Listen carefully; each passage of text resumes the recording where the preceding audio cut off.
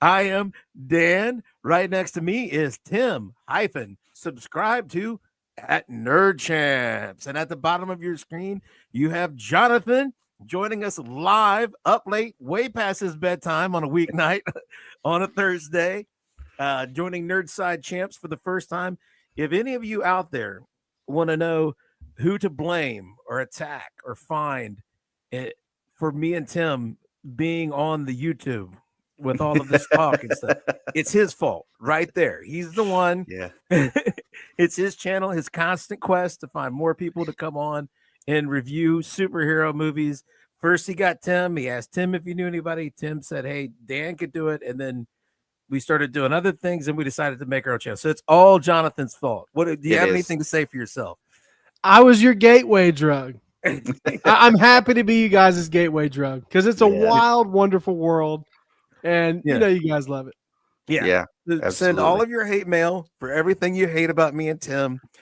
Just go to the comment section on the latest video of Comic Book Cinema, which is where you'll find Jonathan, and let him know.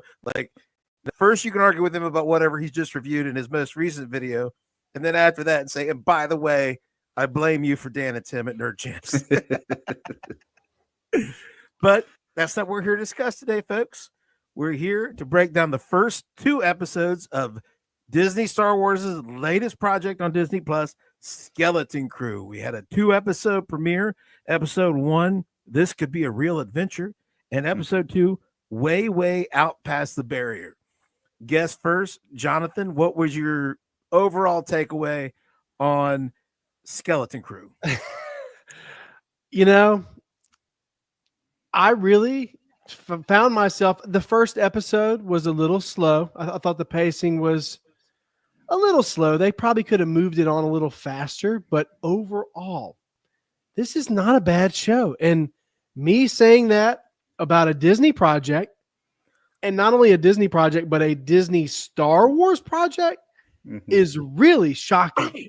And I, contrary to popular belief, I am not one of those people that decides in my brain that I'm going to hate something before I watch it. I'm always rooting for Marvel Disney and even Star Wars Disney. I mean, anything that comes out that's, mainstream and pop culture, I'm always rooting for it to succeed. And with this, it was a pleasant surprise. The whole premise, I guess you could say, would be the Goonies meeting the Star Wars universe. That's kind of, in a nutshell, what they were selling it to us as. Right. And with that, I think you're going to bring a lot of people in. And the show so far is not bad, as opposed to selling us a show by saying, this is the gayest Marvel project ever. This is definitely a better business strategy in my mind. Yeah. Tim, what was your takeaway from the first 2 episodes? My initial takeaway is very similar to Jonathan. First of all, when it comes to these series, I have to say that I'm cautiously optimistic. I do feel like Disney has gotten me on the first 2 episodes of something before and then kind of pulled the rug out from under me. So yeah, I mean, that was Secret Invasion, right? That was Moon Knight. That was even Falcon Winter Soldier. I mean, they generally do have things kind of either front loaded or back loaded. And I'm kind of hoping that they can keep the consistent excitement through this show while at the same time giving me good content and not making me mad with all the canonicity and all the other stuff that they've done in other Star Wars stuff recently. So far, so good, but I'm fully expecting that at any point that could change. Okay. So, that's the pessimist in me knowing what Disney has done recently, but so far so good. I enjoy it. I think, like Jonathan said, there were some Goonies in there. There was some Treasure Island in there. There was even elements of like The Village, The Giver, a lot of different things that you'll see elements for to kind of build to this one story, which was really good. And then they put it in the middle of the Star Wars universe, which I really enjoyed. So we were introduced to a planet that, correct me if I'm wrong, we had not heard before, Ad Atten. Dan, right. Had you ever heard of Ad Atten before? I had never heard of it. From this is it's new. From what I understand, it's new, and from what I understand, it's something that is not known to anybody. It was, kind of like a reclusive planet. They didn't want anybody to know about them, and it's because they've got these credits that their currency is worth way more than everybody else's currency, and so that's why they don't want anyone to know about it. They're considered like a hidden treasure planet. So it's a really good storyline for a space pirate story, which is what this actually is. So yeah, and that's kind of the big mystery of the show. Yeah. And I'm all for it. I mean, that's the MacGuffin, if you will. Yeah, I'm very intrigued. I love a good mystery. I'll break down some of my initial thoughts, and then we'll get to the comments. We have a few in the holster. So I'm going to try this. We haven't done this live, but hey, it worked. There it is. Yeah. This was pitched to us as Space Goonies. And I'm a little older than you guys, and it definitely nailed the Space Goonie vibes. And I hope this show keeps the initial quality.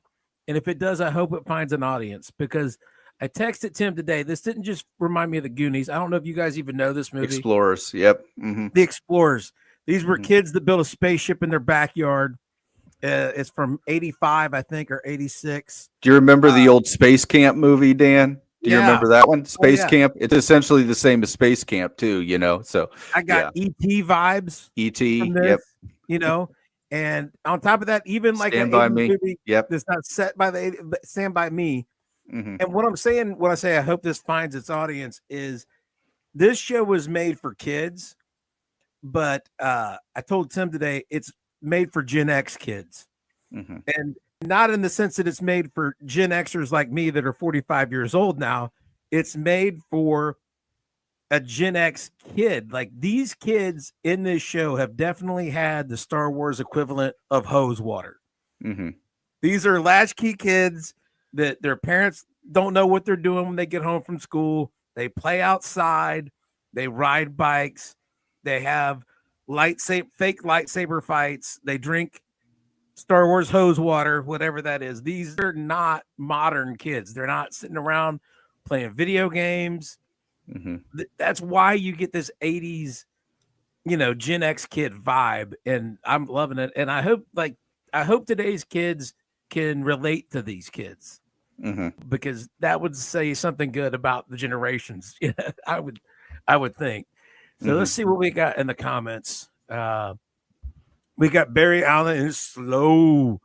Lots of fun. I loved all the Easter eggs they left for Star Wars fans. Mm-hmm. Now, I don't know if you've been here the last couple weeks, folks, you'll know what Easter eggs he's talking about. So, You've done a deep dive, Jonathan, trying to prove that Disney did not, in fact, kill Star Wars, because George tried very hard to kill Star Wars before Disney ever bought it. Oh, yeah. And we've been reviewing a lot of the bad. We just reviewed the holiday special. And the Elephant Family, when the kids are watching that performance on the hollow table. Yeah. That is straight from that is an act from the holiday special. Yeah. Yeah. Wow. Yeah. I think that's a fun week and a nod. What's our next comment? He said, this show, it was a very similar tone to several 80s kid adventure films. Yeah, I just went through them, and it definitely is. It gives you that, it even, some of the 80s adventure films have a Charlie Brown tone, where the adults are there, but they're really not. Like, when they were in school, the robot was teaching class, and I swear it felt like Charlie Brown. Yeah. The robot teacher I played it back to see if it was saying anything important. Did you guys notice Urkel the Space Pirate? Urkel the Space Pirate. Yep, that was Jaleel White. He had the Kano eye thing going on. You notice that? So he's like a cyborg, I guess, is what it looks like. So yeah, that was pretty crazy, right? I don't think he's been in anything major in a while. I mean, he did Dancing with the Stars 2 years ago, something like that. But that was it. I mean, that's the only thing I could think of him being in. It's not fair, but can you take him seriously? I struggle.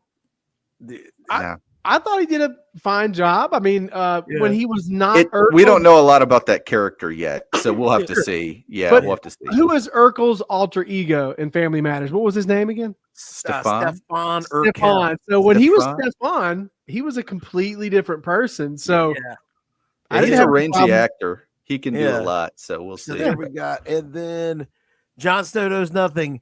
Thought it was much better than the recent Disney Plus shows, but it's early. Yeah.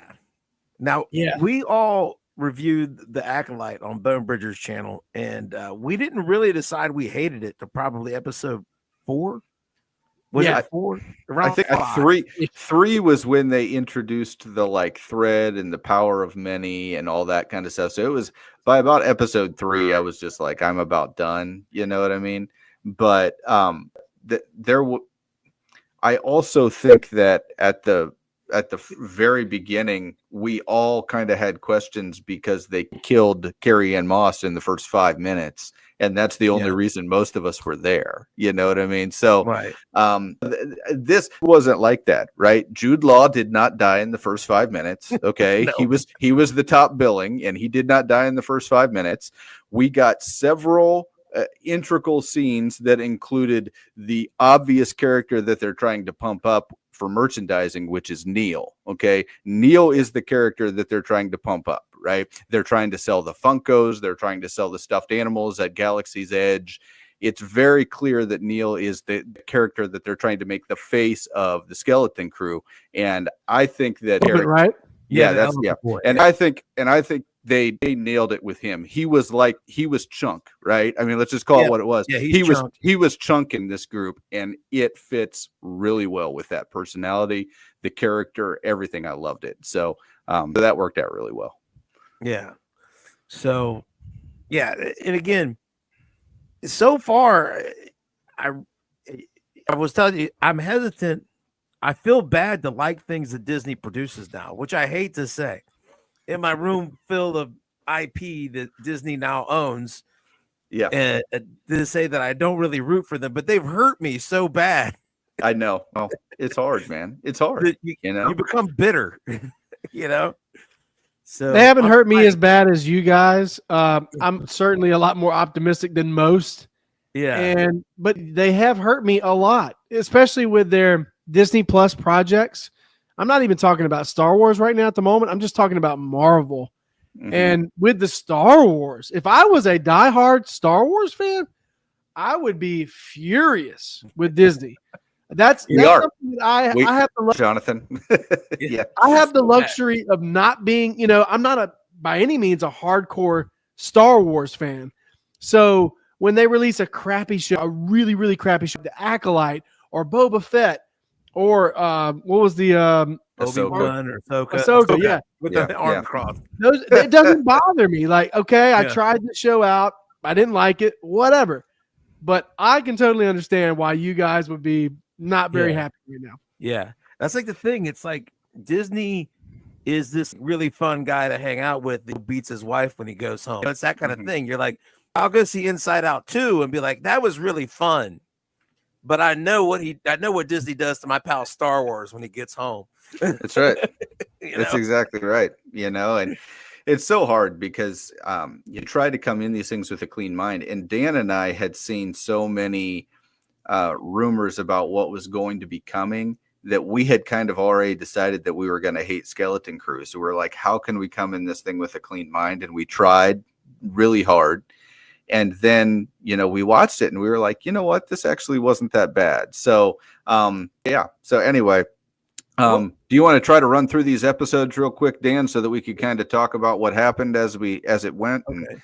And, So episode 1, we open with we're establishing the scene. This is all taking place in the New Republic timeline. So this is after Return of the Jedi, and on the edge of the galaxy, piracy is becoming rampant because the New Republic can't maintain order as a brand new government, and we get a full-on pirate raid of a New Republic freighter. And while we're here, I would say that action sequence, like the blaster fight on the freighter, the trying to get him to unlock the hull, that whole sequence was some of the best action I think we've seen in a Star Wars project in quite a while.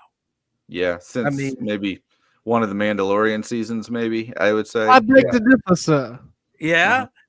And the Acolyte? Oh, stop it. Or I think the Acolyte looked cheap. I think the Acolyte wasn't very Star Wars-ian, if that's a term. And I think that this is much more in the vein of what they need to be doing if they want to get my attention. And I'll agree with that. But speaking of Yeah. looking cheap, that Wolfman looked really cheap. Probably more cheap than the But I background think of Agatha. the pirates are meant to look cheap because they're meant to look kind of like Guardians bad guys. You know what I mean? They kind of want to be the big lumpy, almost fake and ridiculously hilarious kind of, that's kind of what I think they're going for. Well, this with them. action It's over the sequence, top.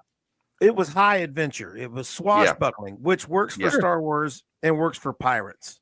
Yeah. And the other thing is, we're talking about the head, the second in command of the pirates is a Wolfman. Mhm. Actually, that's one of the things George took out of the original, 1977 Star Wars. Probably a good special choice. edition. He was in the cantina scene. He was removed and has never been added back. But one thing that I did like about this series is in many of the instances, especially in the creature effects, they have decided to do practical almost all the way. There's very little CG, maybe in some of the spaceships and stuff, but there's like no CG in the characters. There's like no, maybe the droid might be, some of the droids probably, maybe metal can be very real when it's CG, so you don't know if it's practical but all of the creatures are practical.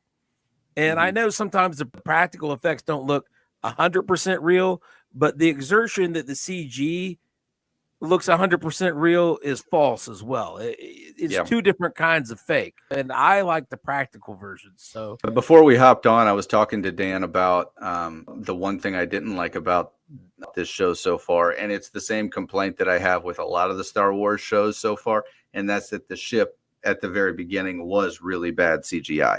And the reason I didn't like it is because that's one of the things that George did that just reached out and grabbed me as a kid, is when he used the model ships on the backdrop and worked the camera in order to make it look like a real ship. That's something that I really think Disney needs to look into, because I'm with you, Dan. Practical effects, so much better.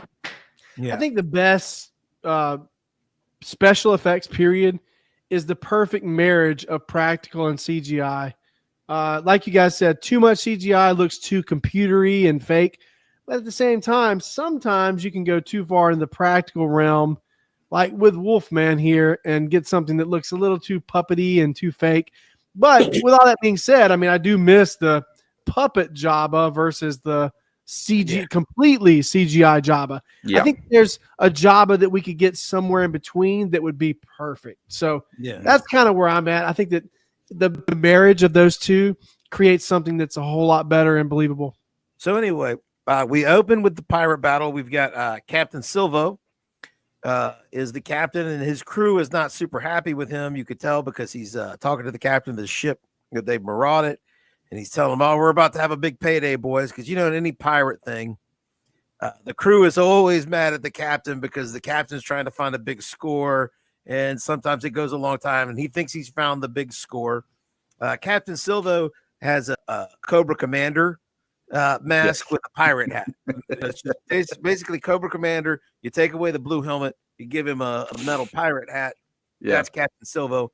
It is not official. Like Jude Law is Jod Na Nawood. That's his name in the IMDb for his character that we see at the end of episode 2. They clearly want us to think this is Jude Law, right? Yeah. That's what they're almost very clear that Captain Silvo is Jude Law. I think. So anyway, well, didn't he reveal his face in the last episode? But is that the same person? That's what we're asking. It's not established that he's the same guy. Yeah. But it's like the mystery that's not a mystery. So we're gonna say that it is the same guy. Yeah. And so anyway, they make it to the hold of this freighter, and there's one measly credit in it. And the mutiny starts right there on the freighter. A battle breaks out, and we cut away from Captain Silvo, and this is where we find our team of Space Goonies.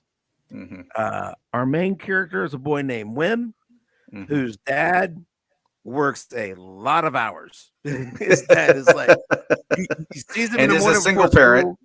He's a Yeah, single parent and works a lot of hours, right? yeah. In the morning before school, he's like, here's lunch money for the whole week, and you probably won't see me again. Bye. Yeah.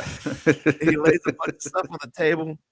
Wim meets up his friend Neil, which is our elephant friend, and they are definitely, they're the ones having pretend lightsaber duels.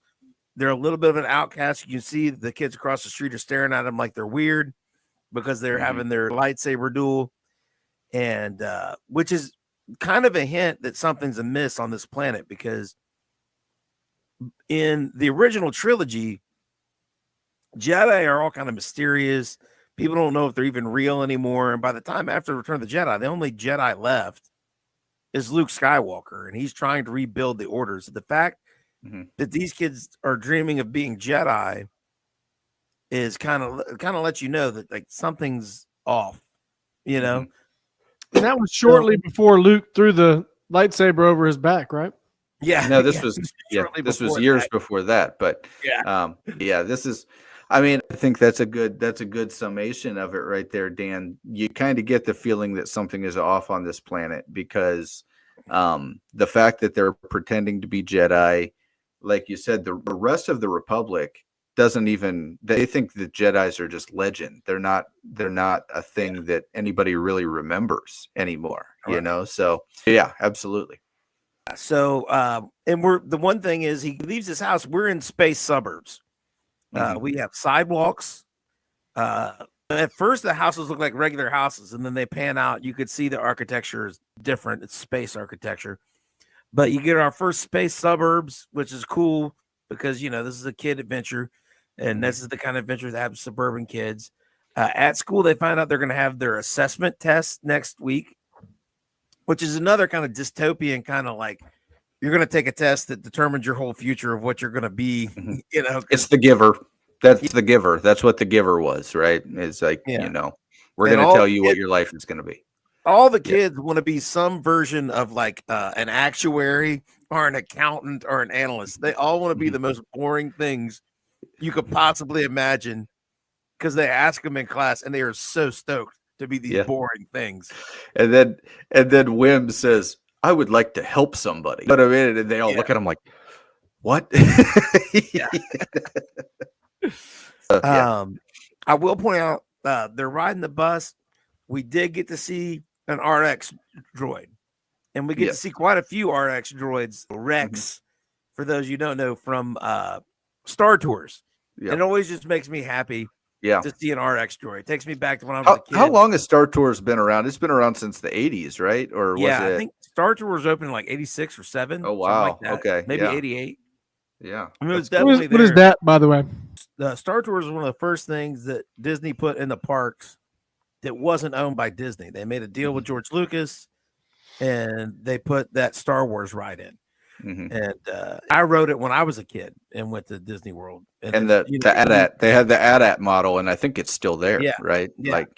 So, and you would basically the RX droid is the pilot, and you're on a commuter shuttle, basically, and it goes on a misadventure as the ride. So to see him in the show is a nice little Easter egg, and it's fun. So everybody wants to be something boring at school. Win wants to be something fun.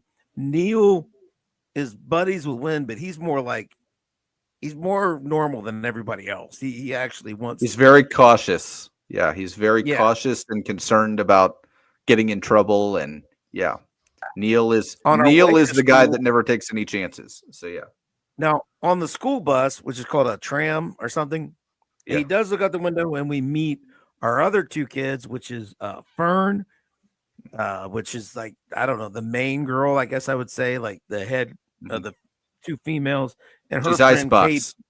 She's the Icebox. So And if you weren't born before early 90s, or maybe like, you know, early 90s ish, you wouldn't understand that reference, but that's from The Little Giants. Yeah, there you go. And great film, by the way. And so we get KB with as her friend with cybernetic enhancements. She's got a visor like Geordi from Star Trek, and they're, I think, skipping school, and they're out riding on a speeder bike, racing through the streets, almost getting in wrecks and stuff. And they're trying to, their speeder bike, they blow a power coupling, I think it is. And she wants to have a race, so they need to get that repaired.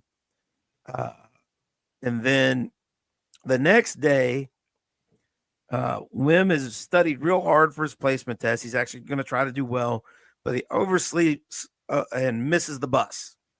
And he's not going to make it to school. And he tries to cut through the woods like he saw the girls do. He falls in a ravine, finds a big metal door, at which point a droid finds him, takes him on to school, and he's in trouble. Where he meets Fern, who is also apparently always in trouble. And she hears Win tell his dad, when his dad comes to yell at him and says, I got you a second chance to take the test, but you're going to get this huge penalty, and you're going to have to get every question right to pass, which is, again, like, what's up with this world, man? That, like, you could miss the bus and screw up your whole life. Yeah. So she hears that. He thinks it's a Jedi temple, of course, because everything's Jedi to him. And she's thinking she can get a power coupling there. So Win doesn't care that he's supposed to go study for this test that determines his whole life. He wants to go find the Jedi temple in the middle of the woods that he saw. He gets his buddy Neil to go with him. Fern and KB are already there. But she kind of Tom Sawyer's Win and Neil into digging it up. Yep. Instead of them digging it up. She's like, it's mine, but you could dig it up if you want. And they do. The cybernetic girl gets the door to open because they find a control panel. Once they get inside, what was it? Once they get inside, Win's dad is coming. They hear him coming. And so they run inside to hide from him because they think they're in trouble. A switch gets thrown that closes the door. So now they're trapped. They try to find power to turn the door on, but Win breaks off. Once they turn off the power, Win has found a cockpit, which is upside down. And of course, he presses the blinking green button, which launches the ship.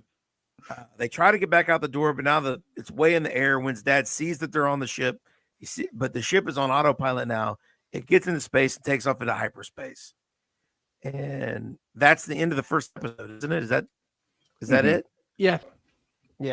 So, of course, if you miss your finals, if you miss the bus the day you have your finals here, I mean, it probably wouldn't ruin your life, but it would be pretty detrimental to your schooling.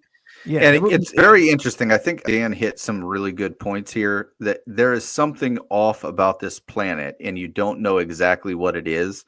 It's very reminiscent of a lot of these other stories where communities have kind of been roped off by the higher ups in those communities. The Village is a movie, the Shyamalan movie, that kind of reminded me of that. The Giver was kind of like that. There's a lot of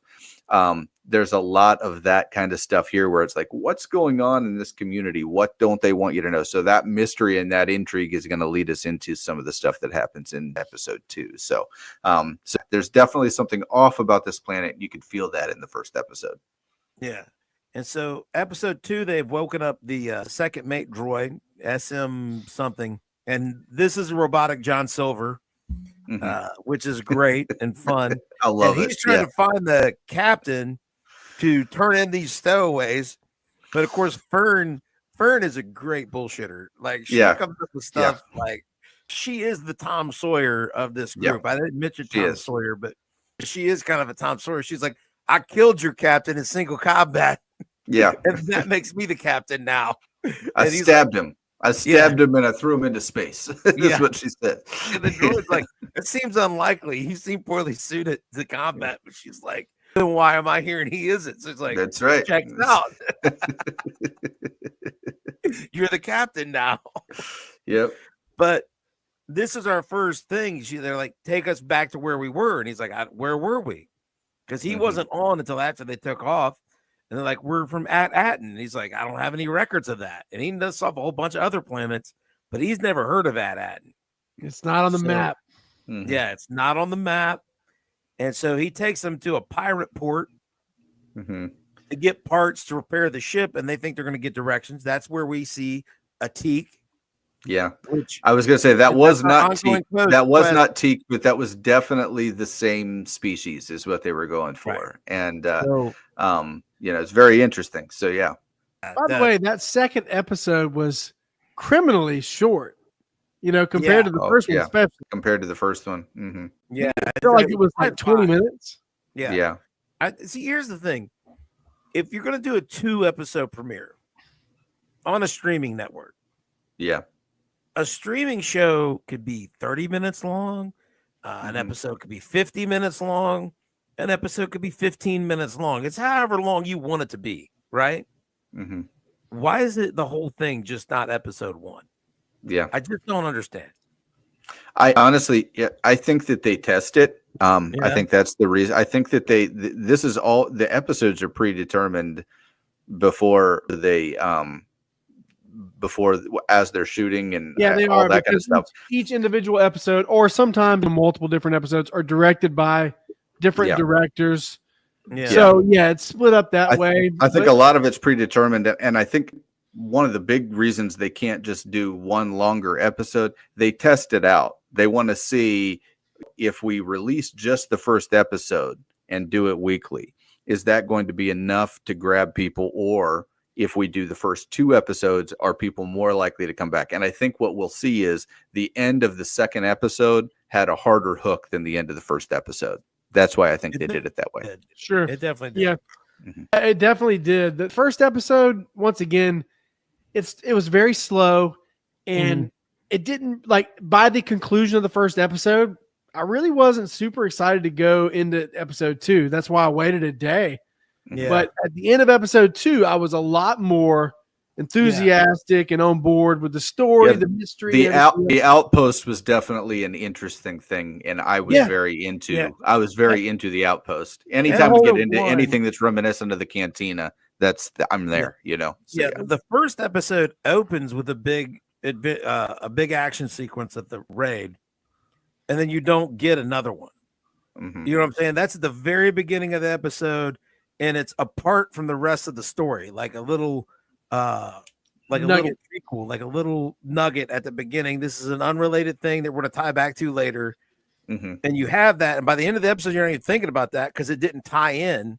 And you don't get any. The rest of it is just all character introductions and exposition. So at the end of and I don't think it's very well established in the first episode that there's a mystery here of, like, what is this planet? That's not even really say. You definitely need that second episode to have your hook, and the teak brings me to something, because Jonathan, if you didn't watch our video, I know you've never watched Battle for Endor, not to be confused with the Battle of Endor. The Battle of Endor takes place in Return of the Jedi, and it's awesome. The Battle for Endor is a TV special that came out a few years later about a little blonde girl whose whole family gets murdered in the first 5 minutes, and yet she has a fun, silly adventure with some Ewoks for the rest of it. And Wilford Brimley, and Wilford Brimley, and diabetes. Diabetes. But he does eat like 6 pies. That's how you get diabetes. That's how you get diabetes. At all times. And so Teak was a major character in Battle for Endor. And this is why me and Tim were thinking this was going to be bad. You hear that Teak's going to be in it. You hear that there's going to be scenes from the holiday special in it. And you're thinking, oh, man. But really, they go by so fast that they work out to be like fun Easter eggs. Yeah, those are just Easter eggs for the real fans, because a lot of Star Wars fans aren't even going to notice that they're there. I was on a live stream last night, actually. There was a live stream last night. They were talking about it. And I kind of mentioned, I said, hey, did you guys notice, the cab driver was the same species as Teak from Battle of Endor? And they're like, I don't even know what this guy's talking about. And it's because a lot of people have not seen the TV specials. There were 3 TV specials. They were all terrible. And most Star Wars fans have just completely and totally forgotten about them. Maybe they've seen them once, but they haven't really gone back and watched them in detail. Dan and I actually have watched them within the last month and reviewed them on this very platform. And it was awful. So we caught every one of those references, folks. I got a question. Were they worse than Nick Fury, Agent of S.H.I.E.L.D.? Yes. Yes, Jonathan. Wow. Yes. No, Jonathan, I'm telling you right now, the holiday special is one of the worst special- project I've ever seen. now the holiday That's special impressive. is orders of magnitude worse than the Ewok Oh yeah. films. The Ewok specials are not good. I've never seen those either. Yeah, but Jonathan, the holiday if special is a whole you order would of turn the magnitude. holiday special off in 15 minutes. I will guarantee you would turn it off in 15 minutes. Wow. It's supposed to be like a holiday variety show. So they cram excuses to have a variety show into this Star Wars setting, and yet none of it is holiday. Mhm. Like none of it's Christmassy. The only thing Christmassy about it is that it's a variety show, and you keep cutting to people singing and dancing and other weird stuff. It's Mhm. the first 15 minutes is Chewbacca's family at the Wookiee home planet with no humans. No dialogue. There's no subtitles. There's no subtitles, and there's They're like no miming. dialogue. It's just Wookiees roaring at each other. Wow. Yeah, So, yeah. there's a whole thing with Chewbacca's wife arguing with Chewbacca's son about taking out the trash, and you can follow it because but it's mime. They're just growling at each other, and she's shaking the trash can, and he's growling back. And that's where the hollow table comes from, Jonathan. When we're Yeah. talking about those hollow table dancers that you're Yeah. like, huh, that's kind of weird. Why are they watching that? It was an act from the holiday special. Wow. So anyway, so yeah. So, but they were fun Easter eggs. It is not a comment on the quality of this show. No. So So if it's worse than Nick Fury, Agents of S.H.I.E.L.D., the made-for-TV movie featuring David Hasselhoff as Nick Fury, it's got to be really bad. yeah, the holiday special, it's like it can be fun. I don't know. It's not so bad that it's good though, but it can be fun to watch how it is. Just take it in and bask in the awful. That is so anyway, we then when they get across, they take a ferry from their ship to the spaceport. They pay the little teak creature with some of Wynn's And he clearly was excited when they paid him. yeah, he right? was Like, clearly excited to see how he got paid. He got Wynn's lunch money and he was like out of there. He was stoked. Yeah. And so they're wandering around, and this is another thing that felt very 80s about this project, right? We've had a battle where people get shot and killed in space, and now these kids have wandered off to space. They're in a pirate thing, and there's a brothel. There's a street thing. Like in a kid's project made most of the time nowadays, they would act like these things don't exist. Yeah. But this feels very 80s, and that they get to there and there's a brothel and there's dudes like getting drunk and there's dudes doing drugs and there's like a little street thing over here. It's very seedy, but in a still acceptable way, kind of like watching an 80s kids. And I hate to bring up the prequels, but it does remind me of the prequels when Obi-Wan goes to the bar and the guy tries to sell him death sticks. Do you remember that? And that's one of those things. That's one of those things that it's like, it's clear what they're talking about, but they don't have to make any like really direct references because we're talking about space. We're talking about space drugs. You know what I mean? So, So it really hits the fan when Wim and Neil decide they're hungry. And they sit down at the stand and they order some food. And he says, that'll be however much. And like Neil's like, pay the man. And so Neil has hid his money in his sock after he realized how excited the little teak was to get it. And when he pays it, like all hell breaks loose. Yeah. Because we find out that what he has are mint condition Old Republic credits. Mm-hmm. So and then the girls, the head lady that stood outside the brothel is trying to help the girls. She's found them like, are you kids? Why are you here?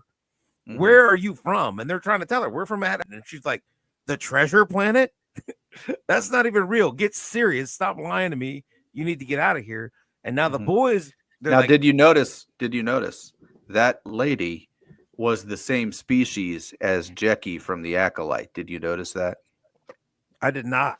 Yeah, she's the same species as Jeckie from the Acolyte. Go back and look at her again. She and you'll looked be the like, same to me. Yeah, she's the same species as Jeckie from the Acolyte. She got the eye. Yeah. She didn't have white hair. Yeah. She didn't look the same. Yeah. Well, they have Yeah. different, I guess, different coloration. What didn't she Yeah. have? She had horns, right? Yeah. I don't think Yeah. she had horns. Jackie had horns. I remember that very Yeah. clearly. But this lady had horns. Yeah, it was. I mean, and I went back and looked at it because I heard it. I read something about it online, and I was just like, yeah, that they do look the same. So anyway, I feel like so, yeah. I just assumed she was a Twi'lek Yeah. because anytime in Star Wars you have a dancing girl or Typically that's the a case. space whore or a space Yeah. stripper, they're Twi'leks. I just imagined the two things coming out of her head, and like, yeah, Except in Ahsoka when we made him a general for some reason. I don't know right, why. We made right. one a general. For, Hey, we know, can't reasons. typecast our alien species, So anyway, the girls are trying to tell this lady they're from Manhattan. She tells them they're full of crap, and now everybody's getting in a fight at the food stand over the boys' money, and they're trying to figure out, where did you get this? Is it real? Is it fake? And they're like, we got it from home. This is the money there. It's at Atten. And they're like, they're getting called BS because they're saying that's not real. Nobody knows how to get there. It's not even a real place. And like real trouble is starting to happen. The girl, now Fern comes out with a blaster. And fires it to combat. Where did she come up with the blaster? I went back to try to figure that out. Did you guys know she was carrying a blaster? I don't. Before she fired I don't know. I didn't see it. She must have found it on the ship or something. Yeah. But I mean, she's just a little kid amongst a bunch of pirates, so that didn't really work for long because one of the pirates just takes her blaster, and that's when the droid must have known something was wrong. They were gone too long. And he comes to port and he starts whooping everybody. Yeah. Their first mate droid. And he's taking care of business. And they're going to get back on the ship. And they're like, why did you bring us to a pirate port? And they're like, he's like, because we're pirates. Yeah. And the kids are like, we're not pirates. We're just kids. And he's like, what? And that's when our droid friend gets, that's when Long John Silver, the droid, gets shot and killed. And Jonathan's favorite new character, the Wolfman, shows up. He's killed our droid friend. He runs the spaceport. This is this show's version of Taserface, right? This is Taserface. So yeah, this is yeah. So he is knocked out the droid. He asks them where they're getting these New Republic credits. They tell him to. He's and of course Fern gets yippy with him, and he's like, cool them off in the brig. So now they're locked in the brig. They're arguing. Neo tries to get his new mouse friend that actually lived in the droid's head to go get the key, which in a different Disney project that would have worked. In Pirates a worse of the Disney Caribbean project. Yeah. So, but the mouse just buggers off. It's the mouse. Yeah. It's a space mouse. It's got multiple legs. It's a weird looking little thing. But anyway, that's when we see Jude Law for real for the first time. Tells them to calm down.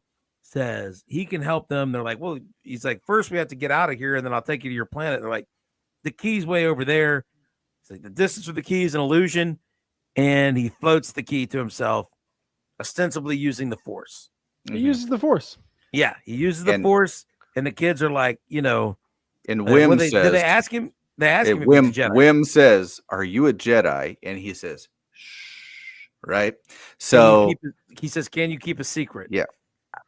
So it's hard, and then we go to the credits. So it's hard to tell whether or not this is a pirate that's a Force wielder that's just working these kids, or whether or not this is a Jedi that's on some mission or something, right? So there's a lot we don't know yet, but that's the intrigue of the first two episodes, and that's the hook into next week, which I think was a very good hook. So yeah, because now we've got him. We know that he's a Force user. Now he's of an age, based on the timeline, that he could have survived the purge as a youngling or a very young apprentice. At this timeline, so he's roughly the same age as Ahsoka, I would think. Yeah. So he could have been part of the Order, and then he could have joined pirates after Order 66, because what else are you going to do? Yeah, and you wouldn't have been using the Force because the Empire is going to come kill you as soon as you do that. So maybe he's a grifter and he doesn't really use the Force. He did something else to get the key.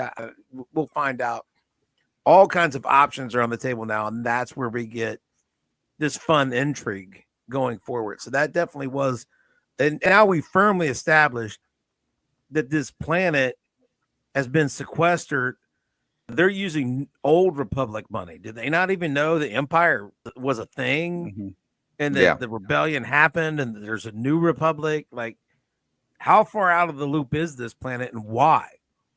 Like, Mhm. why is it so isolated? Why does the whole thing seem to be ran by droids? So, Mhm. A lot of questions into next week, and Yeah. I think this is a great. I think this is a great thing. The one thing that I love about this, and the thing that I think that we've kind of established, is I love the fact that they set it apart from everything else in Star Wars. I don't like when we feel like we have to tie everything together. I love when it's just it's going to be its own story. That's how the Mandalorian started, and it was great, right? And right. then they decided that they had to bring everybody in. We need to kind of bring characters in that everybody knows to the Mandalorian. We need to introduce Boba Fett. We need to introduce Ahsoka. We need to, kind of blend everything in together and have Luke at the end. And that's the thing. Luke Skywalker at the end of season 2 was the perfect conclusion to the story. The perfect conclusion to the story. Yeah. Grogu goes with Luke to study to become a Jedi, and everybody lives and goes home happy, and that's it.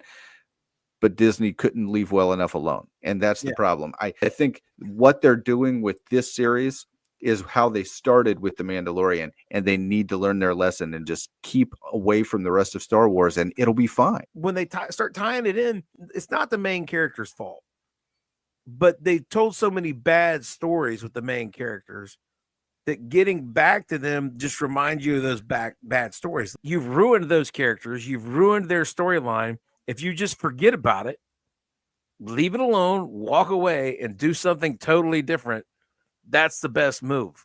So they don't need to tie this in. I hope they don't, and that's the thing. I think the biggest.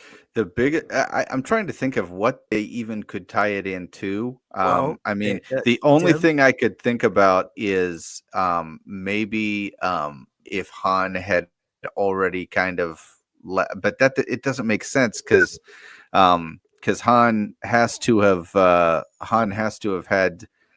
He had been and done all that kind of stuff before he leaves and goes off and becomes a scumbag again. So I'm trying to figure out how they could tie into the world that they've already introduced this to, but there's just not a lot of connections, and I think that's good, actually. What episode do you think that we see Hondo? Hondo Anaka from Rebels. I don't know. You know what I mean? Hondo is at the parks. They have an animatronic Hondo at the park. So far, Hondo is just in some cartoons, so they gotta amateurize that park investment. So they could get Hondo in here. We'll see. We'll see, man. I mean, I would think that if they kind of have this energy already with all these characters, and they had a good storyline, and they've got a good lead, they've got a good top billing with Jude Law, I don't know that they really need to bring anything else in. And if they do, it would almost be disappointing at this point. So maybe a post-credit cameo, something like that. Yeah, I mean, I don't know. Like, if it's like the very, very end, and then something like what we have at Mandalorian season 2, when Luke came in and saved the day at the very end, and then that was it, I was fine with that. It was great. You know what I mean? If they do something like that here, then okay. But if they're going to have someone that's going to be an integral character in the story, I'm just not going to be into that. So, yeah. But so far, this has been pretty high quality entertainment. I would say that I actually very much enjoyed this. I enjoyed it. Yeah, I mean, at the expense of sounding like we actually like Disney Star Wars, because I think that Dan and I have been, our opinions are very, very clear. If anybody's going to get on here and rip us apart and say that we're just shills and we're all this. Let me tell you, we would tell you if this was bad. Okay, go watch all of our weekly Disney reviews Star of the Wars Acolyte. is not all bad. But Okay, we got would Andor, tell you. We we would got tell Andor is I good. Rogue mean, One. Disney Star Wars has given us the best Darth Vader scene of all Darth Vader scenes ever. Okay, Yeah, that I Rogue mean, One scene is awesome. that Rogue One scene is unbelievable. And so, Yeah. we can admit when something's good, we can admit when something's bad. The Acolyte was awful and we ripped it to shreds. Okay. Yeah. If this was bad, we would not hold back. We would tell you it was bad. Okay. And that's so save us your comments. We know that some of you went into this predetermined just because it's made by Disney, but it's not a bad project. It's really not. No. I agree. Yeah. I think that it's everything that they were selling it to us fans as, and I'm very intrigued, especially after episode 2. The first episode takes a little minute to get through. It's 45 minutes, very slow pacing. It takes time to establish those characters, but episode 2, it's a lot better, a lot more intrigued now. Yeah. It's also just a lesson. It's also just a lesson in how to appreciate your audience. These kids, all of the interviews I've seen with them leading up to this, they just could not be more excited to be involved in Star Wars. And they did not have to run into the audience. They didn't have to say that they didn't tell the fans, hey, if you vote for a certain person, then just go elsewhere. You never know. Yeah. Yeah. No. Yeah. I mean, it's ridiculous, but yeah, that's the case. I mean, a lot of like the Acolyte, that's pretty much a lot of the problems is that they had a lot of that. There was a lot of stuff that was said beforehand, and we don't have that. These kids love it. Jude Law loves it. You can just tell they love being here, and I like that. I don't think that's ever happened to Disney before. No. Snow White. No. Yeah. Oh, yeah. Pardon me. In this show, it's aimed, like they've said, it's a kids show, and it is kid friendly, and it is about kids, but it's not. It's a kid show in the way they made kids projects in the 80s. It's not dumbed down. It's not just like a little. You're not watching Barney in space here. This is actually quality entertainment that a whole family could enjoy together. From the small kids to like grandpa could watch this, and you could all be entertained at the same time. Yeah, I think Goonies is a great comparison. And I think if you can enjoy the Goonies at one age and when you're 12 and when you're 40, then you can enjoy this no matter what age you are. So, yeah. So did we have any other key observations that we wanted to address about Skeleton Crew? I think I pretty much, all my thoughts I covered. You guys not yet. I'm actually looking forward to next week. Yeah. Somebody in the comments brought up Urkel. That was the one thing that I saw that I was all excited about. But I mean, overall, it's so far so good. But once again, Disney fooled me once. Shame on you. Fool me twice. Shame on me. Yeah. I'm not gonna let you fool me thrice, Disney. It's not happening. Yeah. I'm not endorsing the whole series yet because it's not over. Right. But yeah, if they keep this. So Jonathan, do you have it? What do you got coming up? What's next on Comic Book Cinema? Yeah, we got a lot of solo reviews coming up over the next couple weeks. A lot of stuff that's come out recently, like, stuff that's coming soon in a week or so, like Kraven the Hunter. A lot of stuff's going to be popping up soon. Also, the following year, 2025, a lot of exciting stuff. I'm sure that you and Tim will be back on very soon again. So check us out, YouTube, Comic Book Cinema. You can also find us on Instagram and TikTok at Real Comic Book Cinema. Everybody, like, share, subscribe, hit us in the comments. Go to Jonathan's channel, which is in the description. Like, share, and subscribe there too. And argue with us because we love that. Tell us why we're wrong about everything you've seen on both of our channels. Even when we disagree, tell us how you disagree with both of us. So anyway, till next week, we are the Nerd Champs, and that's Jonathan.